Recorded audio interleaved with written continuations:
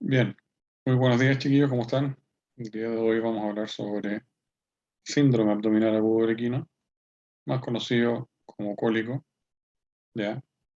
Es una patología muy recurrente que ocurre tanto en equinos de deporte como en equinos, ¿no es cierto?, que tienen a lo mejor otra actitud no deportiva, ¿ya? Eh, es una enfermedad multicausal, ¿ya? Hay muchas causas de cólico, ¿ya? Desde sobreingesta por granos, desde secundarios, por ejemplo, una laminitis, eh,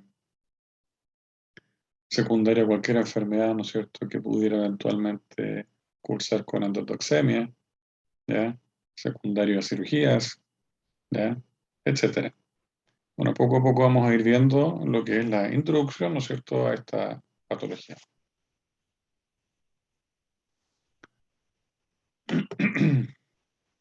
¿Qué es el cólico?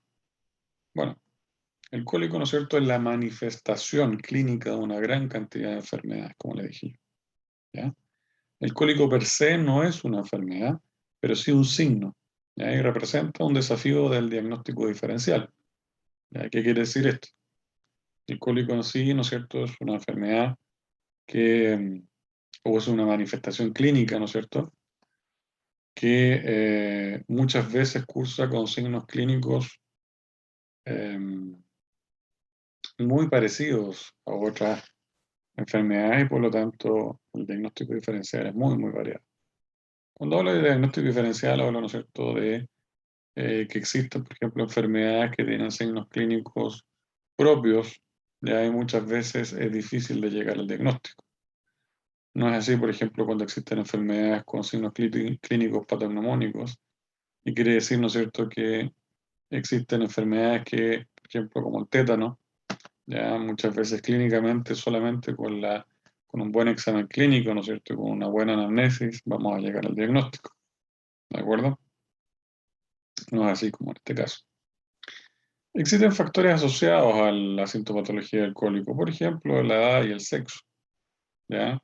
Por ejemplo, ustedes bien saben, ¿no es cierto?, que cuando un potrillo nace, normalmente, ¿no es cierto?, tiene que ocurrir la primera defecación, ¿no es cierto?, con la eliminación de lo que es el meconio. Muchas veces esto no ocurre porque, por ejemplo, no se tomó suficiente calostro, ¿no es cierto?, que tiene una función ya para poder eliminar este meconio. Y ocurre el fenómeno de retención de meconio y obviamente vamos a tener, ¿no es cierto?, potrillitos con cólico, con signología cólica. Es así también, ¿no es cierto?, que los animales viejos, que cuando tienen, ¿no es cierto?, menos piezas dentarias, o existen, ¿no es cierto?, patologías ontológicas, ¿ya? O existen, ¿no es cierto?, no sé, fracturas, eh, perdón, ruptura de piezas dentarias, ¿ya? Hay gancho, rampa, puntas de muela, etcétera, ¿no es cierto?, a nivel de cavidad oral, también puede conllevar a que haya un problema a nivel de masticación y obviamente también puede conllevar a un cólico por una mala digestibilidad del alimento, etcétera. También así, ¿no es cierto?, caballos que han sido desechados de clubes hípicos y son llevados, por ejemplo, a algún predio. Estos animales llegan con conductas anormales estereotipadas, como por ejemplo el creep beating, ya que puede ser, ¿no es cierto?, que el caballo, ¿no es cierto?, empieza a morder las puertas, ¿ya? O empieza a morder cualquier cosa que tenga y empieza en paralelo a tragar aire, ¿ya? Entonces ahí tenemos una conducta normal estereotipada que lamentablemente es muy difícil de poder, ¿no es cierto?, quitar eso. Y también pudiera, en la eventualidad, poder llegar a un cólico. Con respecto al sexo, los machos enteros normalmente pueden sufrir estrangulamiento o un intestino, ¿ya? A nivel de anillos inguinales. Es por eso que es súper importante evaluar siempre los anillos inguinales mediante palpación. Y sobre todo, por ejemplo, cuando uno realiza una orquiectomía, previo a una orquiectomía, ¿no es cierto?, a una castración, que es lo mismo, ¿ya? Evaluar siempre a nivel de anillo inguinal si es que no hay, ¿no es cierto?, un asa de intestino. Al igual que, por ejemplo, cuando hay animales criptorquídeos, ya cuando hay criptorquídeos hay obviamente también signología cólica. Con respecto a las razas, normalmente se dice que existen algunas razas ¿cierto? Por ejemplo, los inglés de sangre de carrera, ¿ya? Que eventualmente podrían sufrir distonías neurovegetativas que pudieran conllevar también a sinonalgia cólica, como también caballos árabes, ¿no es cierto?, que por sobrecarga, ¿no es cierto?, alimentaria pudiera también llegar a tener problemas.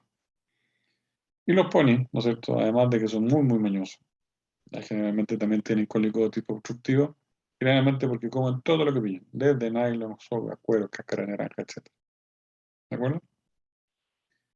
Con respecto también al síndrome abdominogalo-agudo, es importante decir, ¿no es cierto?, que existen una variedad, ¿no es cierto?, muy, muy grande de manifestaciones. Por lo tanto, hay que manejar muy bien la anatomía y la fisiología digestiva del caballo. El cólico, como bien dije, ¿no es cierto?, puede ser un hallazgo de muchas patologías, ¿ya? Y un par de ejemplos a continuación, ¿no es cierto?, de los grupos de causa. Por ejemplo, enfermedades a nivel de estómago e intestino. ¿Qué enfermedades pudiéramos eventualmente conllevar a un cólico que obviamente tengamos el estómago afectado? Por ejemplo, si tenemos, ¿no es cierto?, un síndrome ulceroso gástrico lequino, ya que lo vamos a ver a continuación la próxima semana, es una patología que se produce bastante, sobre todo en equinos de carrera, ya que puede ser por culpa de no darle alimento al caballo cada ciertas horas. Ya normalmente les dan 2 veces al día, que lamentablemente, de acuerdo a la fisiología digestiva, está muy mal hecho. ¿Ya?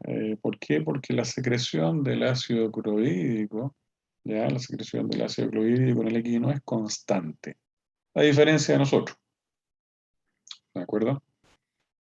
Otra patología a nivel también gástrica podemos tener, ¿no es cierto?, algún tipo de parasitosis, como por ejemplo los vulgarmente conocidos como barrilitos, ya vamos a verlo más adelante, ¿ya? Que son los gasterófilos. Ya tenemos Gasterophilus nasalis, Gasterophilus intestinalis y Gasterophilus hemorroidalis. ¿De acuerdo? Eso tienen que haberlo hablado ya en entidades patológicas 1 con el profesor Gastón. También existen múltiples patologías a nivel intestinal, ¿no es cierto? Ya que pueden cursar, ¿no es cierto?, incluso con sinología cólica, ya sea por problemas obstructivos, ya podemos tener obstrucciones, por ejemplo, por intususcepción, incarceración, vólvulo, ya torsiones, etc. Y ahí se puede hablar, ¿no es cierto?, por ejemplo, de una dilatación gástrica secundaria. Si tenemos problemas, ¿no es cierto?, a nivel, por ejemplo, de válvula, ¿cómo se llama?, pilórica, ya, o cardias, ya, si es que hay algún problema ahí, pues eventualmente también pudiéramos llegar a tener una dilatación gástrica primaria. Con respecto a las enfermedades hepáticas y tractabilidad normalmente no son tantas, ya pudieran eventualmente ser asociadas a cuadros por consumo de plantas tóxicas o también, por ejemplo, pudiera ser asociado, ¿no es cierto?, a parasitismo, ya, por ejemplo, por distomatosis, ya, etc. A nivel de enfermedades de tracto genital, ya hablamos algunas, ¿no es cierto?, que pueden cursar con cólico, por ejemplo, retención de placenta de la yegua, un caballo criptorquídeo, ya un caballo que a lo mejor se realizó un mal procedimiento quirúrgico en lo que es la orquiectomía, que también puede conllevar, ¿no es cierto?, a cólico. Enfermedades de tórax y esófago también podemos tener, ¿no es cierto?, algún tipo de enfermedad asociada, esofagitis erosiva, ¿no es cierto?, obstrucción esofágica, etc. Enfermedades infecciosas como tétano, rabia, salmonelosis y botulismo que puedan cursar con endotoxemia también pudiera eventualmente cursar con cólico. Asimismo, las patologías cutáneas y patologías del sistema locomotor, ¿no es cierto?, que la más referente es la laminitis y o infosuca. Acordándonos un poquitito entonces lo que es la anatomía del caballo, acuérdense que el caballo, ¿cierto?, el tracto digestivo comienza en la boca, tenemos que tener todas las piezas dentarias idealmente, ¿no es cierto?, así como también no tener ninguna patología asociada, no debe haber punta muela, ni gancho, ni rampa, ¿no es cierto?, ni fracturas de piezas dentarias o falta de piezas dentarias. Lo ideal, ¿no es cierto? Acuérdense que el alimento tiene que permanecer el mayor tiempo posible en la boca para que se secrete la mayor cantidad, ¿no es cierto?, de saliva. De esta forma, ¿no es cierto?, el alimento va a tener una mayor digestibilidad y un efecto tampón buffer, ¿no es cierto?, gracias a la saliva, ¿no es cierto?, a nivel de estómago. Porque acuérdense que específicamente la zona antral del estómago tiene un pH muy, muy bajo, que llega entre 2,2, 2,3 de pH. ¿Ya? Por lo tanto, tiene el caballo que mantener, ojalá, el mayor tiempo posible el alimento en la boca, ¿no es cierto?, para que ocurran estos fenómenos. Posteriormente en el estómago, acuérdense, vamos a verlo más adelante también, esto es un pequeño resumen, ¿no? Acuérdense que el estómago es muy, muy pequeño, tiene una capacidad no más allá de 15 litros, ¿ya? Hasta la ruptura no más allá de 25 litros. Posteriormente viene el intestino delgado, ¿no es cierto?, que tiene 30 litros, perdón, 30 metros de longitud. ¿Cierto? Tenemos asociado también un gran, ¿no es cierto?, ciego, 40, 50 litros, ¿cierto?, de capacidad, y ocurren un montón de fenómenos, ¿no es cierto?, que apoyan al equino, desde, ¿cierto?, síntesis de algunas vitaminas, ¿no es cierto?, como también absorción de algunos nutrientes. Después tenemos, ¿no es cierto?, intestino grueso, con lo mayor, con lo menor, y obviamente recto y ano. Con respecto al estómago, acuérdense, ¿no es cierto?, lo importante es reconocer, ¿no es cierto?, que el estómago es bastante pequeño y aquí, ¿no es cierto?, como pueden ver, está dividido en dos zonas, una zona aglandular y una zona glandular. La zona glandular, ¿no es cierto?, no se secreta, ¿no es cierto?, ningún tipo de secreción, pero sí en la zona glandular. Pero, sobre todo en el equinoatleta, es en esta zona, en el 80% de los casos, que tenemos úlceras gástricas. ¿Ya? Vamos a ver el porqué más adelante. Con respecto también a la irrigación, ¿no es cierto?, a nivel intestinal, intestino delgado, grueso y ciego, es muy, muy rico en irrigación. Por lo tanto, si llegara a ocurrir algún fenómeno, ¿no es cierto?, obstructivo, ya sea como bien les dije, una intususcepción, incarceración, torsión, vólvulo, van a producirse fenómenos en los cuales va a verse afectada, ¿no es cierto?, la irrigación, ¿ya? Y obviamente acuérdense que si es que hay pérdida de irrigación, hay dolor, ¿ya? Hay dolor. Factores anatómicos predisponentes que pudieran conllevar o gatillar, ¿no es cierto?, el cólico en el caballo, tenemos el más reconocido, que el caballo, ¿no es cierto?, no puede vomitar, ¿ya? Otra cosa importante también es que el mesenterio es muy, muy largo, ya entre 19 a 30 metros, y también es un factor asociado al riesgo de incarceraciones en aberturas preexistentes. Sobre todo, por ejemplo, como el ejemplo del agujero epiplóico o el anillo vaginal. Así también la forma de doble herradura del colon mayor, que tiene más o menos 3, 4 metros de largo, también es libremente móvil. Y lamentablemente el hecho de que sea libremente móvil también conlleva y predispone ya a algún tipo de fenómeno obstructivo. El colon mayor también puede estar atrapado dentro del ligamento nefrosplénico. Esto también es bastante eh, recurrente y es, ¿no es cierto?, indicativo para cirugía. ¿De acuerdo? Y las estrangulaciones, como bien les dije, son bastante recurrentes. ¿Ya? Aquí nosotros en esta foto podemos ver una impactación, ¿no es cierto?, en la cual, ya previo a la cirugía, ya más que nada aquí se muestra que hay una obstrucción, ¿no es cierto?, a nivel de textura pélvica, ¿no es cierto?, y obviamente ocurrió un proceso de impactación. A nivel de estómago, como bien dijimos también, existen numerosas, ¿no es cierto?, alteraciones, desde el SUGE, ¿no es cierto?, con síndrome ulceroso gástrico lequino, ¿ya? Y acuérdense que tiene un pH muy, muy bajo. ¿Mm? También el equino puede comer como un chanchito, por ejemplo el maíz, ¿se acuerdan? Que le encanta, ¿ya? O cualquier otro tipo de grano, y por sobreingesta también pueden ocurrir procesos en los cuales podemos tener dilatación gástrica. Asimismo también el efecto, ¿no es cierto?, propio de los parasitismos gástricos puede predisponer igual. Cuando hablamos de dilatación gástrica primaria, de acuerdo al punto de vista de causa, ¿ya? Se produce normalmente por sobreingesta de alimentos, ¿ya? O, ¿no es cierto? Puede ser concomitante o no, también el factor predisponente a la presencia de parásitos. Ya dijimos que normalmente los parásitos más comúnmente presentes en esa zona son los gasterófilos. Y la dilatación gástrica secundaria, ¿no es cierto?, se produce normalmente por obstrucciones mecánicas a nivel de duodeno más atrás. Brevemente vamos a hablar de los dolores típicos de cólico, que son causados por espasmos a nivel de pared intestinal y se distinguen tres condiciones. Uno es el peristaltismo espástico, dos es el espasmo intestinal tónico y el tres, el dolor intestinal a partir de una estrangulación mesentérica intestinal. Vamos a ver brevemente cada uno de ellos.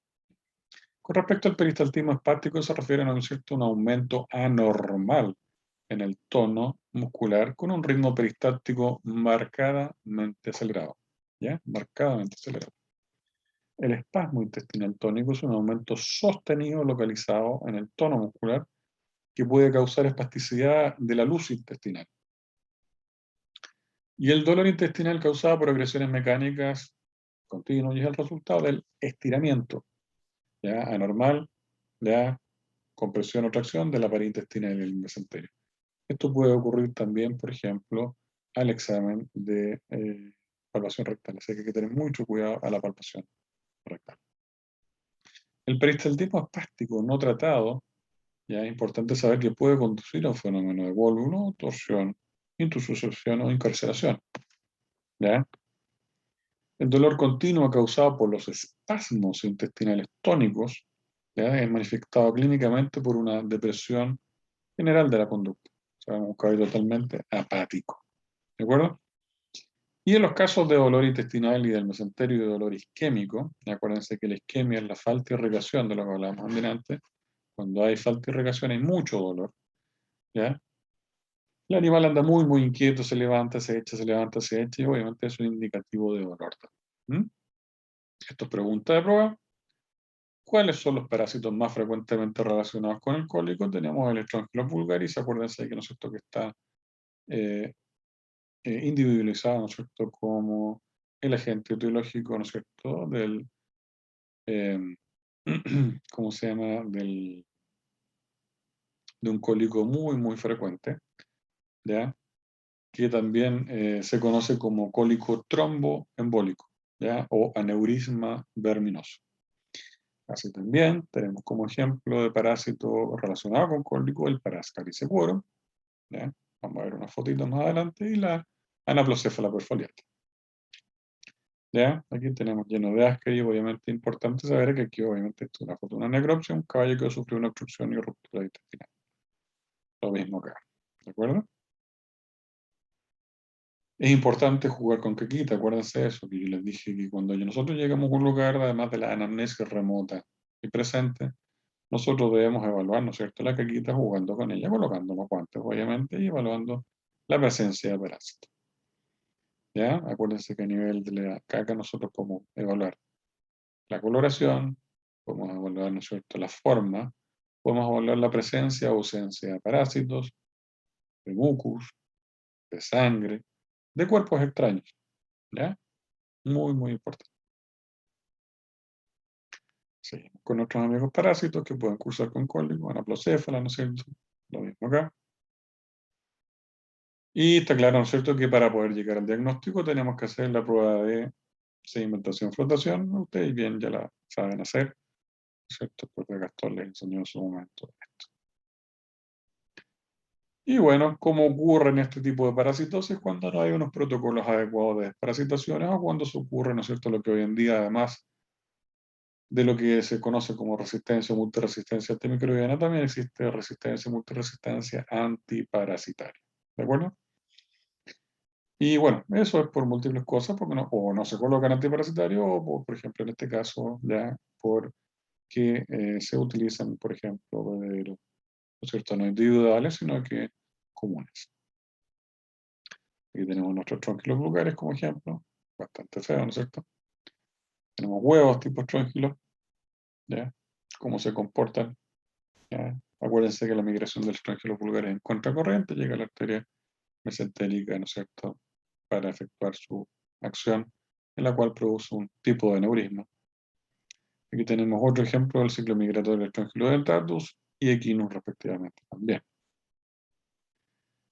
Aquí tenemos otra fotito, ¿no es cierto?, de una muestra histológica. ¿Qué es lo que es esto? Ustedes lo habrán visto cuando salimos a terreno, ¿no es cierto?, en caballos cartoneros, ya que ustedes veían como que tenían huevitos en la piel, en los pelitos, ¿no es cierto?, los caballos, sobre todo en las zonas donde normalmente llega con la boca, obviamente toda la naturaleza es así. Ya aquí llega el caballo, ¿no es cierto?, y hace el ciclo oral. Ya hay una mosquita que deja estos famosos huevitos, ya, y lamentablemente, ya posteriormente tragan esos huevitos es el caballo. Y tenemos, ¿no es cierto?, lamentablemente la infestación por parásitos llamados gasterófilos o gorritos. ¿Ya? Y aquí tenemos la mucosa gástrica, vean, ¿no es cierto?, la diferencia entre lo que es la zona glandular y glandular. ¿Ya? Y obviamente podemos tener diferentes tipos de gasterófilos. ¿Ya? Ojalá siempre mantenerlos a raya porque pueden cursar también con cólico. ¿Ya? Tipos de cólico hay muchos. Rápidamente vamos a ver que existen los espasmódicos. Por ejemplo, cuando el caballo toma agua muy helada, se conoce como cólico frigori. Existe el cólico timpánico, ¿no es cierto?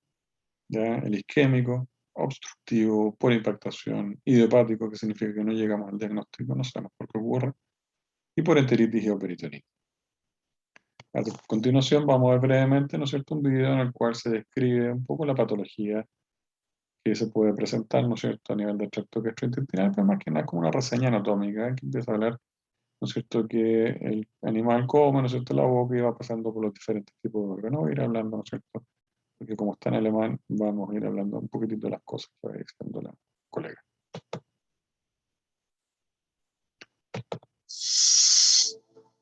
Pferde besitzen ein gigantisches Verdauungssystem. Sie haben einen langen Schlund, einen relativ kleinen Magen und einen fast 30 Meter langen Darm. Pferde grasen bis zu 80 Stunden am Tag und nehmen dabei kleine Portionen Futter auf. Gut zermalmt wandert der Futterkloß in den Magen und von dort aus in den Dünndarm. Mit fast 20 Metern ist er der längste Darmabschnitt. Unterteilt in Zwölffingerdarm, Leerdarm und Hüftdarm werden hier die lebenswichtigen Nährstoffe aufgenommen und über den Blutweg im Körper verteilt. Der Futterbrei wandert weiter in den bis zu 8 Meter langen Dickdarm. Auch der ist in 3 Abschnitte unterteilt. Im Dünndarm, der bis zu 50 Liter Futtermasse fasst, werden die unverdaulichen Nahrungsreste von Bakterien zersetzt. Im sogenannten Grimmdarm oder später im Mastdarm liegen die Nahrungsreste ein. Hier wird literweise Wasserentzug und vom Körper aufgenommen.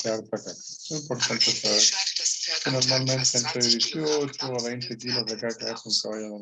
Darmkoliken zählen zu den häufigsten Ursachen eines Pferdes, denn der lange Darm hat zu viele natürliche Engstellen, die den Transport des Nahrungsbereichs erschweren. Einseitige Ernährung und zu wenig Bewegung können Koliken auslösen. Versteckte Fremdkörper oder Parasiten können Ursache sein. Durch Entwurmung, Abführmittel und gezielte Bewegung lässt sich das meist schnell wieder beheben. Lebensgefährlich ist es, wenn sich der Darm verschlägt. Das kann den Dünndarm oder den Dickdarm betreffen. Verdreht sich eine Dünndarmschlinge oder klemmt sich in einer Bauchfellnische ein, unterbricht die Blutversorgung und Gewebe stirbt ab. Ohne Operation ist das Pferd verloren. Genauso schmerzhaft ist, wenn der Blinddarm oder der Grimmdarm sich drehen. Operativ wird der betroffene Darmbereich wieder in die ursprüngliche Lage gebracht. Koliken sind nicht nur extrem schmerzhaft, sondern ein Hinweis. Das Leben des Pferdes ist bedroht. A continuación, ¿no es cierto?, vamos a ver un caballo que está con cólico. Es importante evaluar que el caballo, obviamente en este caso, no está tan grave, está dentro del medio todavía, pero si la presa abdominal se encuentra súper, ¿no es cierto?, apretada. Ya uno, si es que no tiene mucha experiencia, podría decir que el caballo está cojo, pero no es así. Un caballo está con mucho dolor abdominal. Y lo ideal, un caballo con cólico siempre es caminar, caminar, caminar, caminar. ¿Ya? Súper importante. ¿Ya? Porque junto con el tratamiento médico puede ayudar mucho, incluso evitar, ¿no es cierto?, la llegada del caballo al quirófano. ¿De acuerdo?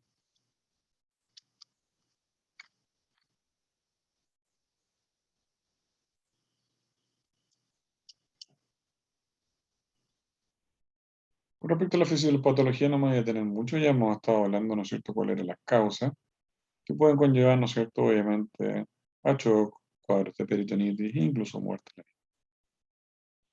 ¿Cómo se ve una impactación de flexura pélvica? Aquí vamos a ver a continuación, gracias a un programa, cómo se ve una impactación de flexura pélvica. Así se ve.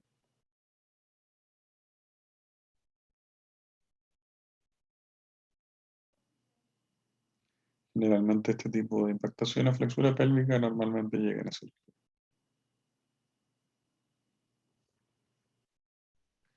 Muy bien. A continuación, otro fenómeno que ocurre es la enteritis proximal. ¿Cómo se ve la enteritis proximal? Esta es.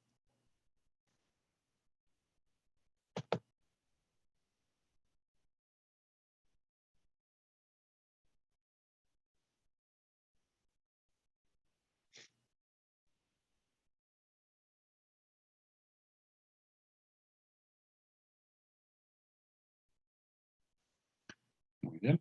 A continuación vamos a ver cómo se ve una torsión de colon. La torsión de colon se ve así. También generalmente llega así.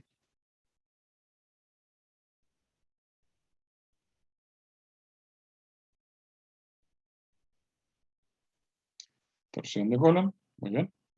A continuación, ¿cómo se ve el desplazamiento de colon derecho? Desplazamiento de colon derecho se ve así.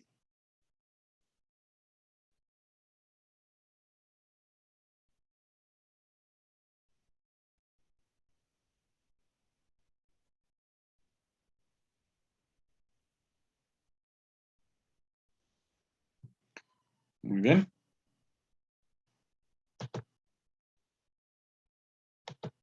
Vamos a ver entonces que no fue la diapositiva para atrás. No se preocupen, vamos a seguir hablando de lo que estamos diciendo, ¿no es cierto? De los diferentes tipos de vídeos que vimos de impactación de flexura pélvica, enteritis proximal, torsiones de colon, ¿no es cierto? Y desplazamiento de colon derecho. Bien. Bien.